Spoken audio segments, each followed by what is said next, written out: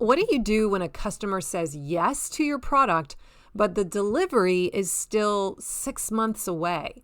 This week, I'm sharing a one-to-one coaching call with one of my farm marketing school students, a pastured meat producer, and we workshop how to build a customer success path that will keep your buyers warm and excited before they ever get the product. Let's dive in.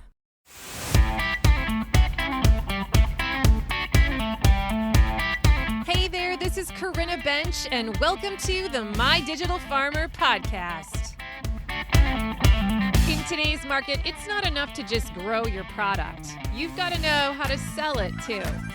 Welcome to the My Digital Farmer podcast, where we reveal online marketing strategies and tips to help farmers like you get better and more confident at marketing. Learn how to find more customers, increase your sales, and build a strong brand for your farm. Let's start the show. Well, welcome to episode 321 of the My Digital Farmer podcast. I'm your host, Corinna Bench, one of the farmers at Shared Legacy Farms out in Elmore, Ohio. I'm also the founder of mydigitalfarmer.com, which is all about trying to help other farmers like you get more confident in your marketing and sales strategy so that you can grow a profitable business. How's everyone doing today? Welcome back to the show. A big shout out to all of my regular listeners. If you're new to the show, I'm really glad you're here today. This is going to be a good one. Make sure you subscribe to the podcast and go check out my first 10 episodes, especially if you are new to the marketing lingo, because they were designed to be an on-ramp into the marketing space. Another great place to go and learn the ropes is by getting onto my email list. It's free. Go to mydigitalfarmer.com/subscribe. And I will send you something to your inbox roughly every 4 or 5 days for like 3 months. And it's basically going to walk you through the key principles you need to know. I'm going to point you to some podcast episodes that are really good and foundational. I'll share some links with you, some influencers you should be following, resources, swipe files, examples, templates, actual things you can copy and paste for your own business. Really good stuff. So you can subscribe again by going to mydigitalfarmer.com/subscribe. Today's podcast is sponsored by my friends at Local Line. If managing orders, customers, and inventory feels chaotic this season, it might be time for a better system. Local Line is the all-in-one sales platform built for farms and food hubs. Whether you're selling direct to consumer or managing wholesale buyers or running a CSA. With tools like e-commerce, automated inventory management, subscriptions, barcode scanning, box builder, and POS, Local Line helps you simplify operations and grow your sales. In fact, farmers using Local Line increase their annual sales by 23% and boost their average order size by 9.5%. Switching is easy. No setup fees, no sales commissions, and your onboarding manager will migrate your storefront for free. No joke, so that you can get started without missing a beat.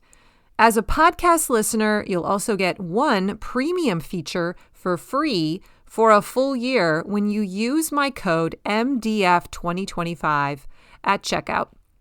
So head to mydigitalfarmer.com/local line, use that coupon code, and you'll be on your way. Start selling smarter this season with Local Line. And now back to the show. Well, today's going to be a great episode because I'm interviewing one of the members of Farm Marketing School, Breann Detweiler. And she has a farm called Chesapeake Valley Farm, and it's located in northeastern Pennsylvania. They do premium beef, pork, chicken, bulk ordering, on-farm pickup, local delivery. And one of the things that I offer in Farm Marketing School after you've been in there a certain number of months is a free one-to-one bonus call with me for 30 minutes where you can talk about anything you want and we brainstorm together, or sometimes it's just coaching or inspiration. And so Breann reached out and we had one of these one-to-one calls. And the topic that we discussed is what you're going to hear in today's episode. When we got to the end of it, I thought it was so good. I was so energized. I felt like it was helpful and it had unlocked her and given her some very specific things to do. So I reached out to her and I asked her, would it be okay if I shared that recording with my podcast audience?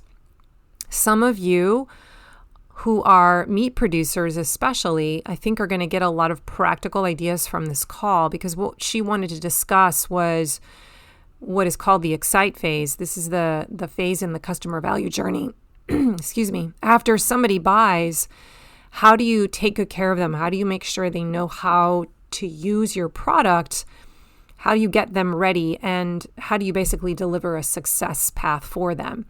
Now, she's facing a little bit of a dilemma because she has customers who want to buy a side of beef from her, but she often doesn't have the product ready for them for 6 months. And so what do you do with these customers? In some cases, they haven't even put down a down payment. How do you keep them warm? How do you keep them interested and reel them in so that when it's time and you have the product ready, they're ready to go. They're ready to put their money down and they're feeling really excited and confident about the process. So she wanted some help with what is it that I could be doing in this 6-month time period where they're waiting. How could I warm some of them up? How could I make sure they stay with me? What's some of the content we could be sharing and teaching? What are the roadblocks that they're facing? And so this was a very specific conversation around what I call the success path for a customer in that kind of a sales funnel. Now, you might not be a meat producer. That's okay. I still think that listening to this episode will be instructional because you'll hear the principles that are going on. Every now and then we drop a little bombshell of a principle that I think is applicable to any kind of agriculture business. And I want you to look through it, this episode through the lens of your business. Like, what am I learning from Breann's story, and how does this apply to my own version of creating a success path for my customer? What could that look like? What are some of the questions that I could be asking to help me figure out the things that I could be saying to a person either after they've purchased to make sure they keep coming back, or before they purchase to make them want to purchase? Okay, so I think this is a really good conversation, and I hope that you get a lot out of it. I'll jump in at the very end to share my final thoughts. So here we go. Cool. So what are we talking about today? You have about 30 minutes and I'm here to serve. Thanks. Yeah, I was going to show you. So part of our business, we do like bulk purchasing. So that's like Mm-hmm. bulk beef, freezer orders, like a whole half or a quarter. Yeah. And I did like the funnel, the ideal journey for the bulk buyer. Mm-hmm. And I think I just would like some time to brainstorm about it. So a lot of the issue is that, the customer is like super ready to buy and they sign up, and it's typically almost a 6-month wait until they actually receive their quarter beef, half beef, whole. And we don't lose a lot of customers, but we have some that slip through the cracks because I'm not engaging with them through that wait time. Like, they're excited, Mm-hmm. they want to do it, they find us, and then it's like, oh well, it's going to take us some time to get that to you. And how we have it, which I mean, ultimately, we'd like to just kind of change how we do it. I'd rather just have like a huge launch period and fill all of the spots. Um, but we have it open year round because we finish all year round, and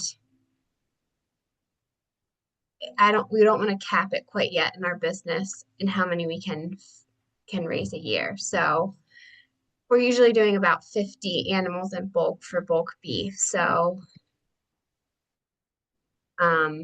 yeah, I guess I can share with you my sales funnel.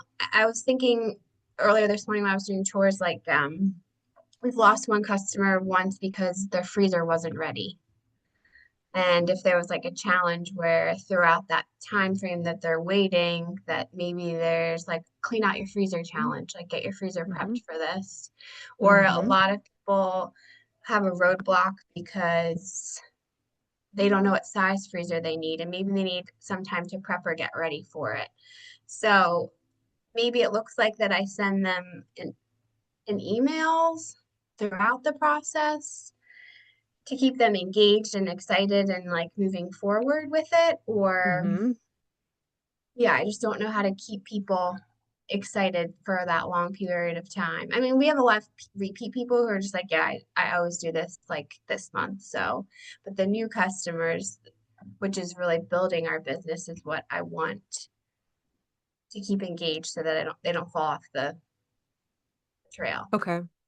So this conversation, it sounds like you want it to be more about what kind of content or assets, communication can I build once they've already said, I want to do this, Hmm. to keep them, to excite the customer. This is more Yeah. like the excite phase So, a little bit, right? And get them ready so that by the time they get the product, um, they're successful with it. So this is almost like a success path. yeah, I think so. Yeah. Unless there's, I mean, I think there's definitely some holes in the beginning of the path for sure. But at this point, we can't really keep up with the demand that we have. So I'm okay with the holes. Hmm. I'm just more concerned about the people who say, yeah, they want it, that when it's time for them to get it, that they actually Now 100. they do pay you like a deposit before this, or is part of this you need to keep them warm because you don't collect payment until Yeah. So I need to keep them warm because we don't collect a down payment. And I've mentioned it to my husband that we should, but I think he's a little bit think the risk behind it if something were to happen to the animals that I don't think we're quite there yet, and he feels enough confident that he would take down payments, which okay. is probably just his a roadblock that he feels that he would Could doesn't want to do that. could you, I mean, do you have the capacity if something were to happen to the animal that you could refund the person? Or is Yeah, that part of the issue yeah, I too? think so. Like, Yeah, is it a I'm cash sure flow we thing? could. Yeah, I would think it would be better even if we had better cash flow if they had to put a deposit down, but Hmm. we have so many repeat people, I would have to redo that whole system, and I can't do that right now in the middle of the summer. So I think it's Yeah, something I okay. towards for Even sure. if you move towards like, let's not talk about that today, but maybe in the fall or whenever, like you're anybody who comes in new comes into the new system and you could Yeah, beta test it. That's a thought yeah, too. Just work out the kinks before you roll it out to all these people and then there's something broken about it. You only yeah, work on it with a few people. Okay, well, um, congratulations on being the kind of product that you don't have trouble selling it. That's first of all pretty awesome. So, yeah. Well, yeah, thanks. I mean, I mean, let's focus on that. There are a lot of people, farmers who just can't even find demand, right? Can't even find people to buy. So, all right. So you want to brainstorm things that you could be doing during the wait period? Is that what you want to use this time for? yes. Or did However, you want to show me something actually on the screen or? I will share my screen except, okay, share. The highlighted areas are the things that I would like to improve on. So some of my ideas were, a, another roadblock that they have or something that they have to do and complete is their custom cut sheet. And we Mhm. do consultation calls, so they usually will schedule a call with us before they actually call the butcher. And I Mhm. will, give them recommendations. I have like a handout, they get all this stuff. Um, but I could be engaging with them about it beforehand. Yes. I just don't know how that would look. Maybe some like how-to videos. Like if you were gonna buy beef in bulk, what would you want to know? Hmm. Um, yeah, so I kind of see this being mostly done through email. Okay. And then each email is could link off to a video, right? That lives on YouTube or something for sure. Um, if I were in their shoes, I would want to see an example of a recommended cut. I'd want to see what the cut list even looks like. So even just Okay. sending that and explaining to me like, hey, there's this thing called a cut list. This is what we're going to talk through on a call. And I'm sending it to you right now so you can look at it. And a quick, very short video about like what we're going to talk about, how we would fill this out. Okay. So, um, that would be the kind of like, I don't want that to be a long video, but just something so that I'm not seeing it for the first time when I'm talking with you. So I have a chance to educate myself about, oh, that this is how it's even organized by the different primal cuts. I don't even like, I actually don't know how they're put together on your list, but if I see a word on the list and I don't recognize it, then I have a chance to look that up before I call with you so I don't look stupid, right? Okay. Yeah. Yeah. So even just delivering the cut list, if you want, a little bonus would be to include a video link in that email. It says, here's where I explain, how it's structured and how to fill it out. Maybe in another email, the one after that, you could say, you could even tease it in the PS of the first one. You could say, I'm going to send you a recommended first timer cut list and how I think you Okay. should fill it out. Like just take away my decision fatigue and say start here. And then I at least have a baseline and then I can tweak it a little bit. But I know that, oh, most people usually get this much of ground beef because I have no idea. Yeah. Okay. Yeah, this is good. Yeah. Okay. I would also want to know, I think it would be helpful to see an actual freezer, like a photo of a freezer with or a giant like Rubbermaid tote that is holding all the stuff so I can visually see how much is 100 pounds or whatever. Like I don't have a good gauge of that initially. And then what I'm gonna do is try to imagine that in my freezer and I'm gonna go, oh, my freezer's not big enough, right? So just giving them some kind of a picture and then connecting the dots for them and saying, hey, make sure that you have enough room. Here's a common problem that our first time customers have. They don't have enough space in their freezer, and we want to make sure that you do. So Um, you might need to get a new freezer, and then you can even like send them off to links. They could be affiliate links even, where you make some money off them if they choose one of those options. yeah, one of my biggest lead magnets is actually our freezer storage guide, which I have pictures of all of our meat like on the table, what a quarter is, a half or a whole. But some I people think don't pick that I up was going to before say they, they don't always read it, so I would yeah, still make it its own an thing. email. Yeah. Okay. Re You can repeat content, that's okay. Okay. Um, you could also have, I mean, you got up to 6 months. You could be dripping stuff out every couple weeks, right? Just to keep them into it. But like you could be doing individual emails about individual cuts that are going to be in the cut list that are maybe a little bit unusual. So that if you educate them in advance about how cool they are and what you can do with them, they might keep them on the cut list and not just turn it into ground beef. Um, Even the very fact that you can turn just about everything into ground beef was not something I knew. Okay.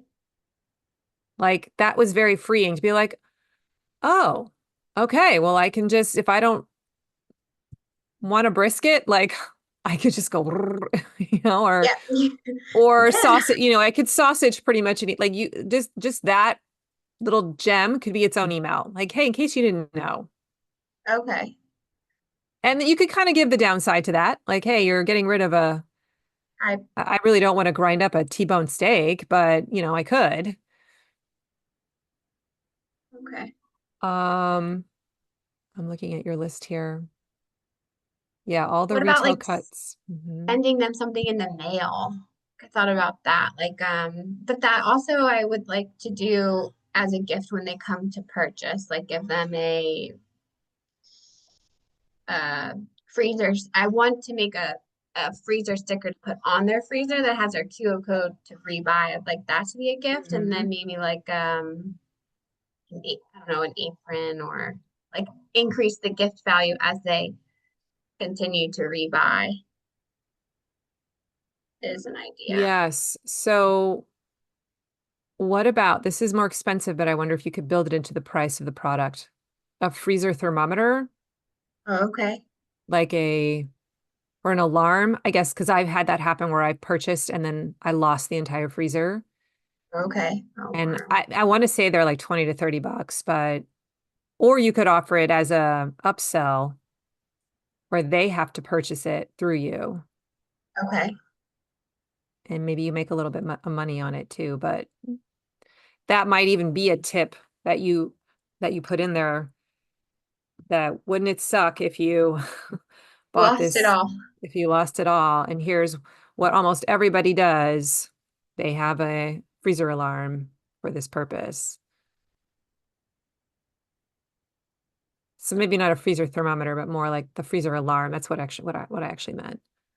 Other gifts. So I've had this top conversation before with farmers, and um they've talked about what are those called? The mitts.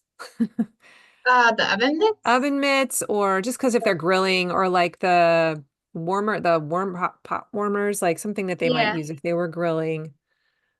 A cutting board that Okay. has the brand on it somehow.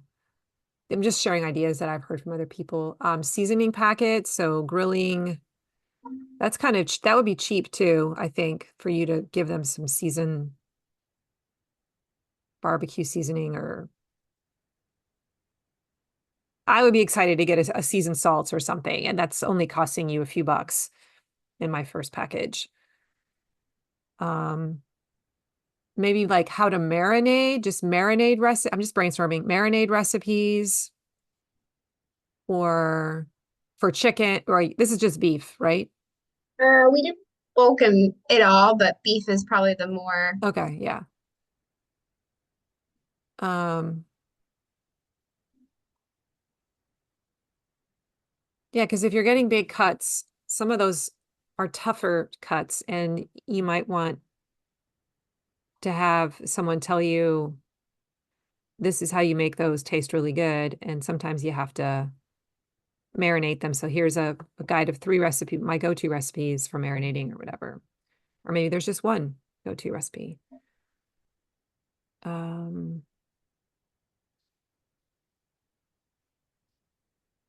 what else? What else does where when you have people ask you questions, what are the questions they're bringing up to you? One of the biggest one is how to cook a brisket. Someone Okay. like drove to the farm after they bought it and were like, I don't know how to cook this. So that would be a good one. Yeah. Or they messed up and then they came back and they're like, oh, I did this wrong. What did I do wrong? And I told them. So, like, don't mess it up. This was a high cost cut. This is how you don't mess it up. Mm-hmm.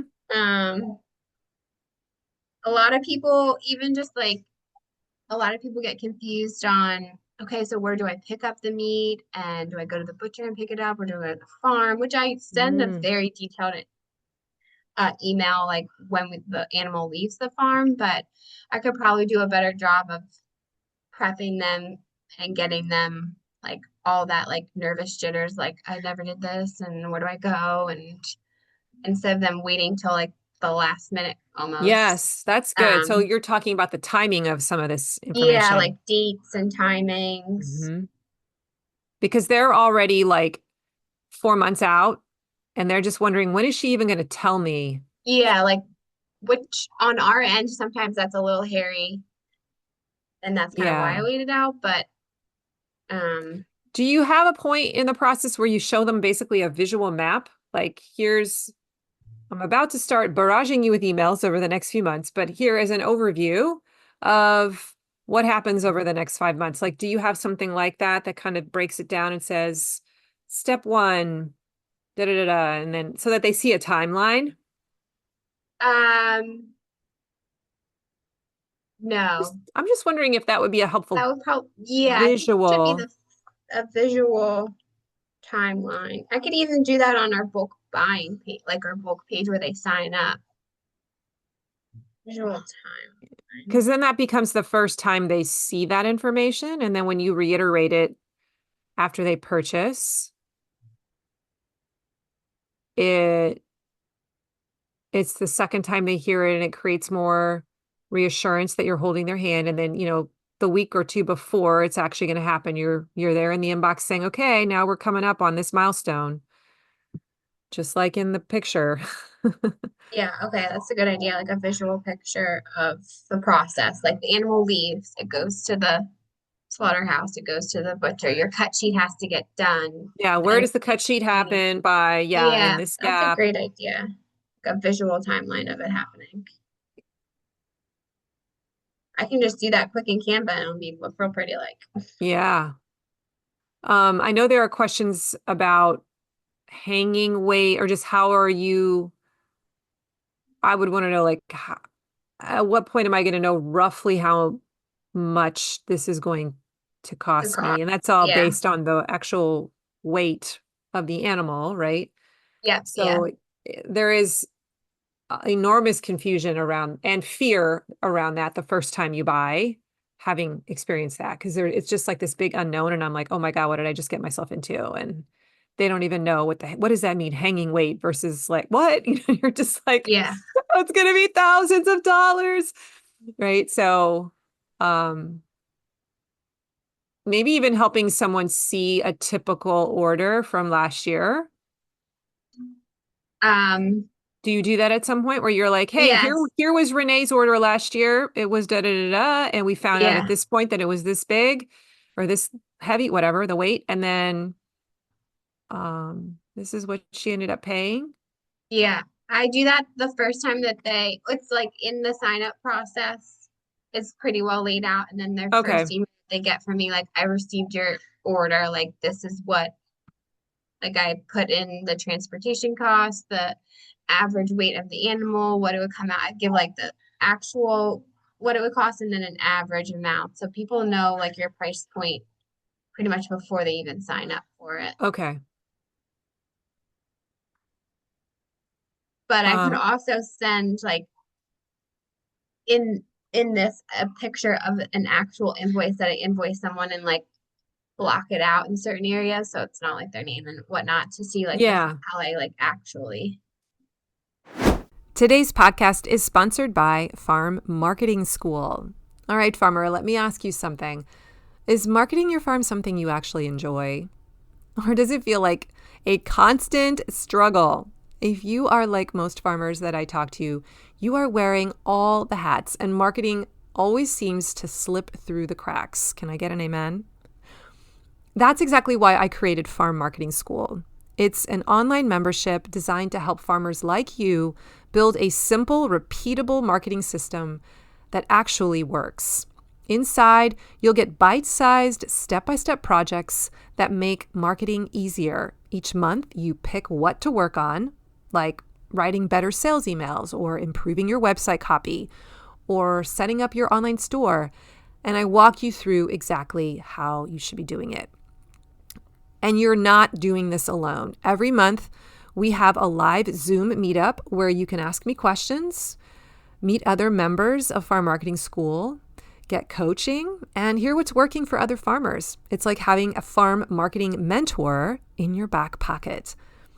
This isn't some long, overwhelming course. The projects are designed to be completed in under 30 days, so you're making steady progress without it taking over your life. So if you're ready to stop winging it and finally build a marketing system that brings in steady sales, come join Farm Marketing School today. Sign up for your first month and see what a difference it makes. Go to mydigitalfarmer.com/FMS to get started. And now back to the show. I am typing something into ChatGPT right now to try and, have you tried this yet? To try and get some ideas? Yes, I have started really using ChatGPT now. I was a Cool. little unsure about it at first, but it's been actually really helpful. I haven't used it for ideas as much as I've come up with the idea, but I don't know how to put it into words. So then I put it in and they kind of like help me articulate what I'm trying to achieve, say. I feel like I could flesh this out a little bit more, but here's a few things that are coming up. How the butchering process works. We kind of worked that out already. Outlined a timeline from harvest to butcher to hanging, aging to packaging, demystify the process. Right. Talk about the humane practices and why it takes time. What if I don't want all the organs? Maybe just Okay. an email around organs. Yeah, people get weird about organs. Or they want to make sure they can get their organs and their fat. Or they want them. Yes, exactly. So customizing cuts, liver, kidney options, bones, packaging, invite more questions via reply. I like that actually, to make sure you're asking them to share their questions with you, because that will help you make that nurture sequence better and better over time. Will it all fit? How to prep your freezer. Include a printable checklist or freezer inventory sheet, and recommend a good chest freezer model. Checklist.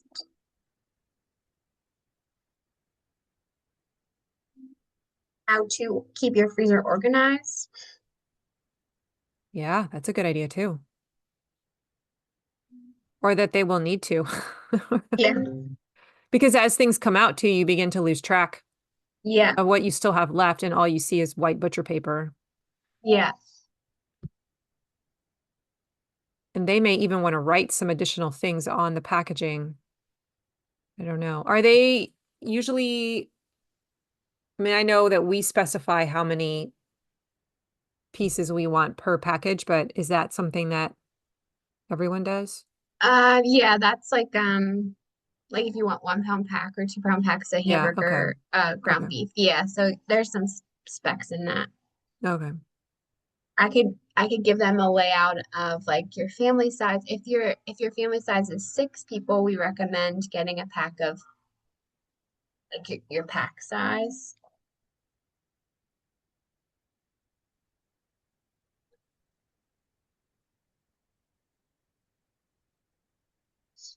Okay. Or I'm just continuing to read through stuff here. Let's talk pricing. It says break down the cost per pound versus the grocery store. mm, Emphasize premium quality plus ethical sourcing, and remind them they've already locked in their price. What you could do, since some people haven't actually put a down payment down, you could say, if this is true, you could say, I lock in your price once you give me your down payment. Just a thought, unless you're not comfortable making that promise. Okay. Meet your farmer, mini interview or video. Why we started raising grass-fed beef. Include a photo or a short video. Reinforce their purchase supports a real family farm. yeah. Our cows' diet, what our cows eat and what they don't. That's a suggestion here. Talk about pasture rotation, mineral supplements, no antibiotics or hormones, reassure quality and ethics. How to cook grass-fed beef. Your grass-fed beef will taste better. Here's how to cook it right. Offer a beginner's guide to cooking lean beef. Include 2 to 3 favorite recipes. And what if I don't like every cut? Address meal planning, how to use unfamiliar cuts. Maybe mention a cut swap if you offer one. Recommend a slow cooker or instant pot if they don't have one yet. And then prep them for the butcher call. You'll get a call Yeah. soon. Here's what to say. Offer a script, a cheat sheet, or a downloadable cut sheet with explanations. And then the last one was, it's almost beef day. Provide pickup or delivery instructions. Remind them what to bring, how to pack and store. Encourage a freezer clearing day and invite them to share a photo when they unpack. That's a good idea. Oh, yeah, I can definitely do better after like they've taken it home, unpacked it. Um, What about a like lot of people a video unboxing, sort of like a unboxing video, sorry, where you're, unboxing here. does that make sense? Like I just picked it up. Here's where it is. And if they want, they can watch the whole thing. That would be great on your YouTube channel, because it becomes like an evergreen piece of content that people could watch and see exactly what they're getting. Well, mostly like, oh, that's what a brisket cut looks like, or that's what a what the soup, the soup bones are coming packaged like that. I know it'll basically look like a bunch of freezer butcher paper going across the screen, but I still think it's helpful because it helps them see like, I don't know Volume. how many packages there are of that, and what the sizing is like. Oh, is it a long package or more like, I just think it's helpful. Yeah, okay, so that's all that chat came up with on the first round, but I could probably pull some more out. But all I did when I talked to chat was I said, um, I want to come up with content. I'm a farmer who sells bulk beef. I want to come up with content I can drip out to my customers while they are waiting for the cow to go to the butcher. My goal is to speak to first-time buyers who have a lot of questions about the process. I don't want them to lose interest or change their mind. What are some things I could be emailing them every few weeks over this 6-month time period? And then it just gave me all that. Pretty good. Yeah, pretty good, right? And it even gives you email, like you could then say, write me the emails. I'm Yeah, not I even think that makes kidding. Like it will write the emails for you. Yeah. Write me the email for email number 1, and then you just tweak it so it sounds more like you. It's a huge time saver. That's a lot. I feel like that's already, you easily have enough to do every 2 weeks that you could send them something. Remember, when you're writing emails, it's okay. Ideally, it should just be about one thing. You can splinter something off of a larger concept and just talk about that one thing in the email, and then tease like part 2 is coming, in the next email. Make sure you open it. Um, they're more likely to read something that isn't really, really, really long. okay, yeah, short and sweet for these, I think. Yeah. And if you want to build these videos, you could build them over on your YouTube channel in a playlist, set them up as Mhm. a playlist so somebody could stumble upon them that way and binge through the content. Make sure you're putting links in those videos for how to get on your email list or how to sign up for this product should they now be ready to buy. Um, and then you can redirect people to those videos in your emails. So you could take a screenshot of the video itself, put that as the graphic, right? And then link the graphic. So if they click on the graphic, it takes them right to the YouTube video to watch it. What about a testimonial video Mm. We have a ton of or people email? Yeah. test, you know. So one of the emails is like, here's what some of our customers have said.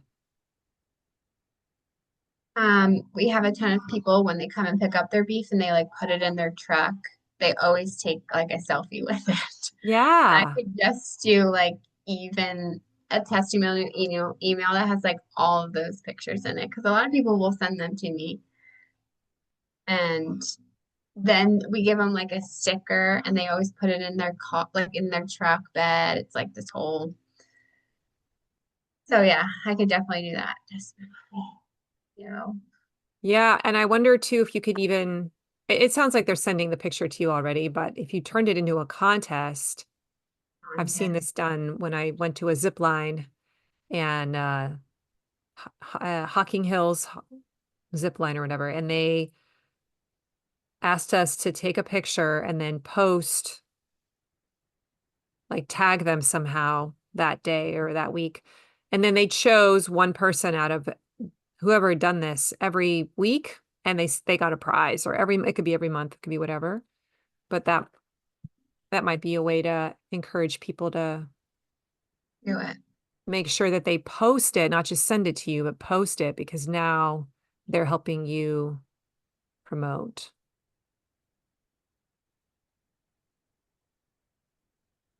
Yeah, that would definitely be something they would want to do a selfie for. This is good. Yeah. You got my mind spinning. I'm like, oh, there's got to be more, but I feel like that's a really good start.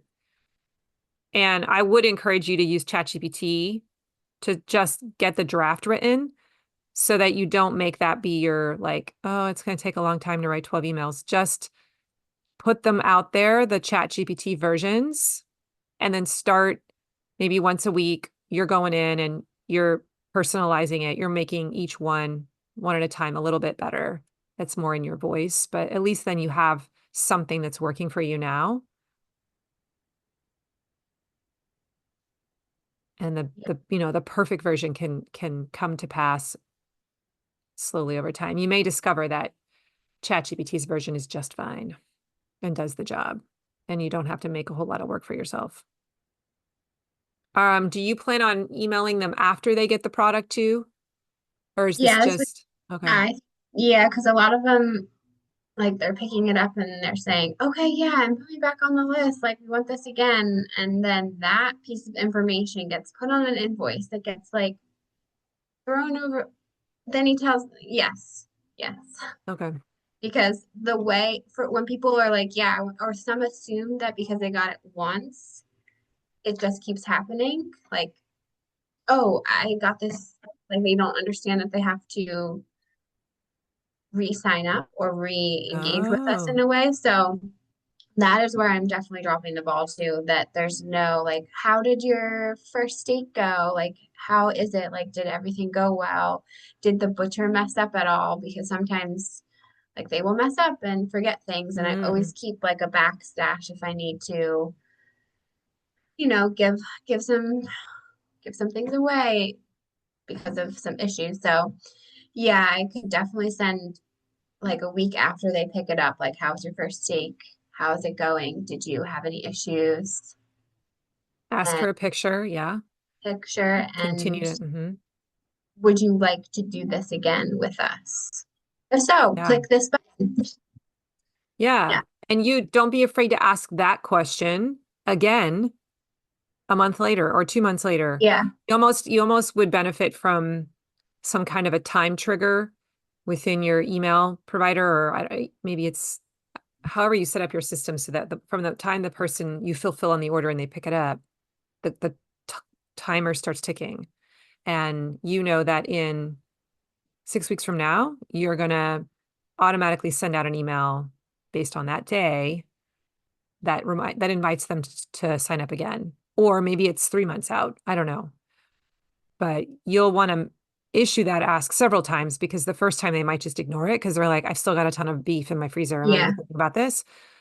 But when is the When is typical it? time that a person Yeah. starts to run out where they're starting to think about it? You need to kind of know when that is. And Yeah. that's probably the ideal time to send that email and maybe send like 2 or 3 in a row over the course of that month so that they know this is it. I'm available. I'm open. You may also benefit from tossing in an email, I don't know, at like month 3 or 4, where he's sort of tongue in cheek kind of say like, what's still in your freezer? Like, do you have I bet I know which cuts are still in there. And you Yeah. offer some support for how to get rid of that weird thing that, I don't know, that you get a lot of and that the first time around and you realize you have to slow cook it and you just didn't. Yeah. You still have a lot of it. The quicker they get rid of it, the quicker they need it again. Yeah, exactly. Okay. Because we don't want them thinking, oh, I never used half the stuff I never Yeah. even used. And then Yeah. they're going to be like, I don't want to do this again. So you want to help support them probably even more after they get the animal in their freezer so that they quickly start eating it. Using it. Yes. And that's probably where you're spending more time doing the recipes of the education for how to cook it. I mean, I think you can have 1 or 2 emails before just to kind of get them excited. But and like the first time that when they go home and pull that first cut out of the freezer, what is the thing that they're eating first? If it was me and I just spent all that money, I would eat a steak, but Yeah, I I I would honestly agree. don't know. I don't Can know if they're and sometimes that's what it is, or sometimes it's a family and they're like, okay, thank you. We have like ground beef, like I'm gonna make It might top be ground beef. Yeah, I'm like just gonna have finally I can just make a quick meal with some good stuff and feed all yeah. my children. Yeah, I don't know. I would definitely eat a steak, but That might be a fun like engagement email to send out after the first week to just ask like, what did you make? What was the very first thing? I'm taking a poll. What was the very first thing that you ate? Um, or that you plan to eat? What's the first cut? Just so that you learn that, and that might actually help inform, I don't know, you could build some content around that in some way, I think, eventually.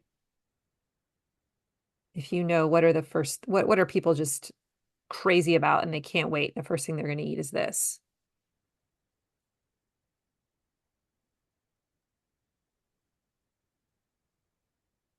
Do you do any kind of value added stuff like sausage? So depends which butcher they get. So Okay. which also kind of jumbles this whole system because our current guy just can't do all of our animals. So we have like three guys that are doing all Okay. of it now. So some have like the option of hot dogs and kibasi and other things and then they vac seal and then another guy doesn't do that stuff, but everyone across the board does like pre-made hamburger patties and chip steak. Those are like that's like you definitely Okay. so I can, tell people, hey, if you're not gonna eat a London broil, like chip it and make chip steak because it's a quick, easy meal and the London broil is harder to make and chip steak sandwiches are great. So that would be like a quick tip. And pre-made hamburger patties are quick and easy, especially in the summertime. Like Mm-hmm. people usually will make almost half their ground beef in that occasionally. So, Mm-hmm. um,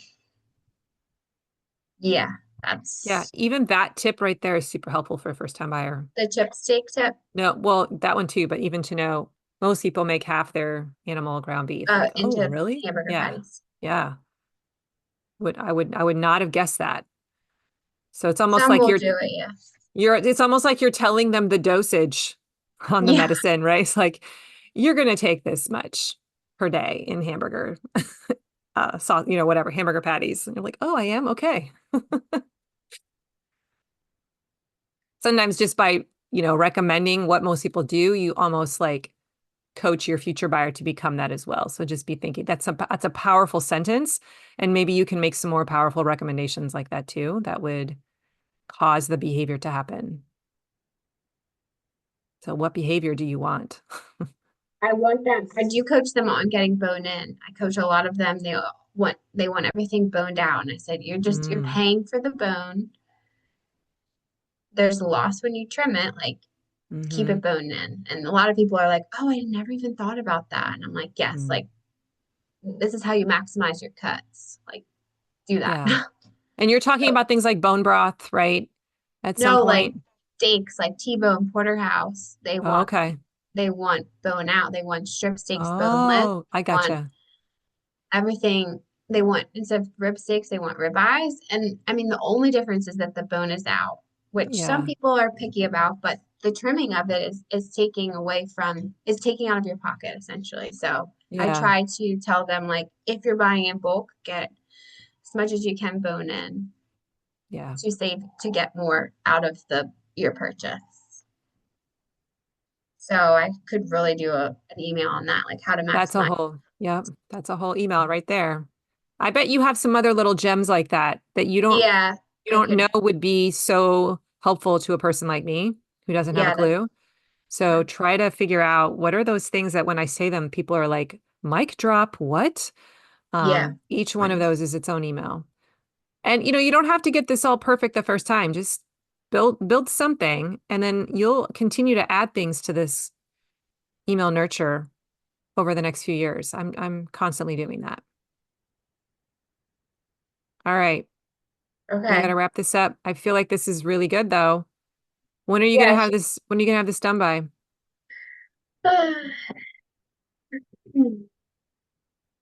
What was your goal? It's gonna be This part. July 1st. I was gonna give myself a month.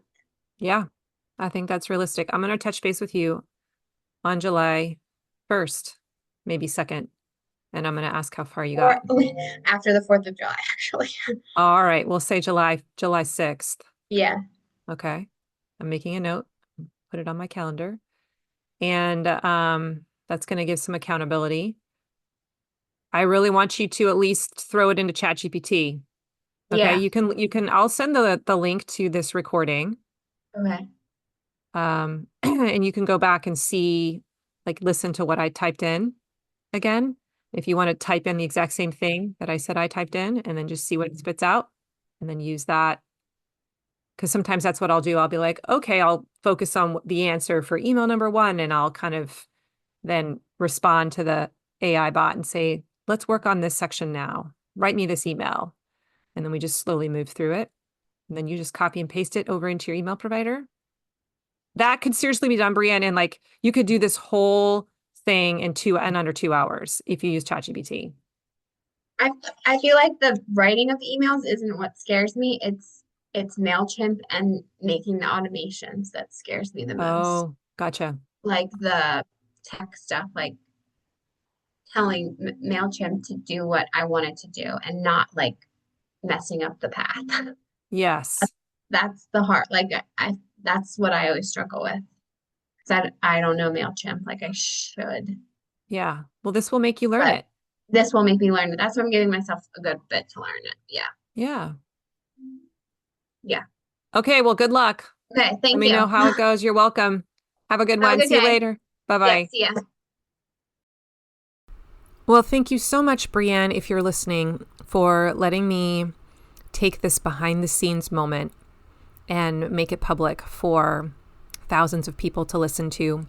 I think there was a lot of wisdom shared in that conversation, and I could tell that you walked away with a to-do list, and that's always really empowering. Today's show notes can be found at mydigitalfarmer.com/321, and I will make sure that I link up Chesapeake Valley Farm's website there in case you want to go learn more about Breann. If you liked today's episode, please go leave me a rating or a review, or I encourage you to check out Farm Marketing School so that you can see what all the fuss is about by going to mydigitalfarmer.com/FMS. Remember, if you want to get onto my email list, I have some free stuff to send your way to make your marketing even stronger. You can go to mydigitalfarmer.com/subscribe. I'm also on Instagram at mydigitalfarmer. And if you are interested in getting onto the show, or you know someone who would be a great podcast guest because they have some wisdom to share in the area of marketing, please reach out to me. I'm always looking for great guests. You can email me at mydigitalfarmers@gmail.com, and I'll get back to you and we can see if we're a match. Thank you so much for joining me today, everyone. Have an amazing week. Remember, I believe in you.